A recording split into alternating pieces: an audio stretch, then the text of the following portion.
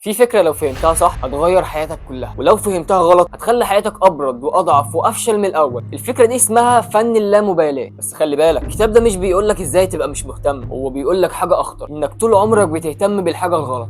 أكشن. ازيك؟ كله بونو بونو.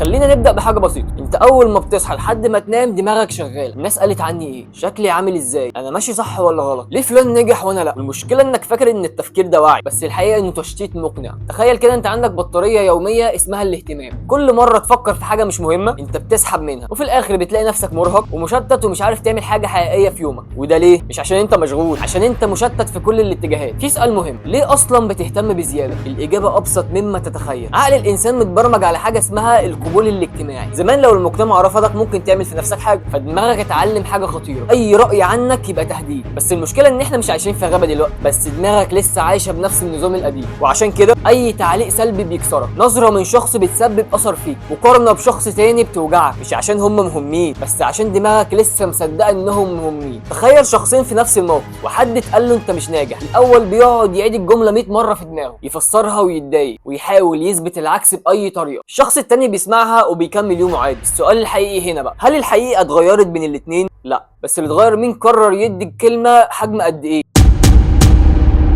الكتاب بيقول لك حاجة عكس كل اللي اتقال لك، مش كل حاجة تستاهل اهتمامك، وده مش كلام رفاهية، ده قانون الحياة. عشان الاهتمام مش مجاني، كل مرة تهتم بحاجة بتدفع طاقة، بتدفع تركيز، بتدفع راحة نفسية. السؤال مش اهتم ولا لا، السؤال الحقيقي هل ده يستاهل اصلا؟ المشكلة في الزمن ده مش قلة معلومات، المشكلة هي زيادة الاهتمام بكل حاجة. رأي كل الناس مهم، كل ترند لازم تتابعه، كل مقارنة لازم تدخل فيها، كل فكرة لازم ترد عليها. بقى عندك حياة بس ما بقاش فيه تركيز تعيشها.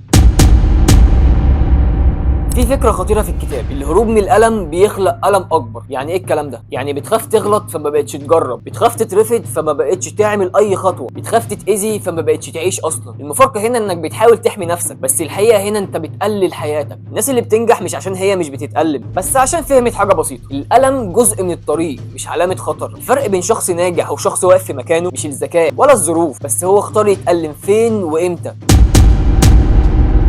تخيل عندك 3 حروف في اليوم بس، مش هتقدر تحارب اكتر من كده. بس انت غالبا بقى بتعمل ايه؟ بتدخل 30 حرب، رأي الناس، خوف المستقبل، ذكريات الماضي، مقارنة، توقعات، احباطات، وفي الاخر بتنهار. مش عشان انت ضعيف، بس عشان انت دخلت حروب مش بتاعتك. الحقيقة اللي الكتاب بيحاول يقولها، الحرية مش انك تعمل كل حاجة، الحرية انك تبطل تهتم بكل حاجة. فن اللامبالاة مش برود، هو اختيار واعي، اللي يستهلك واللي ما يستهلكش. عايز اسألك سؤال بقى، لو حياتك كلها مليانة حاجات انت بتهتم بيها، ايه اول حاجة هتشيلها من دماغك النهاردة؟ وبس كده.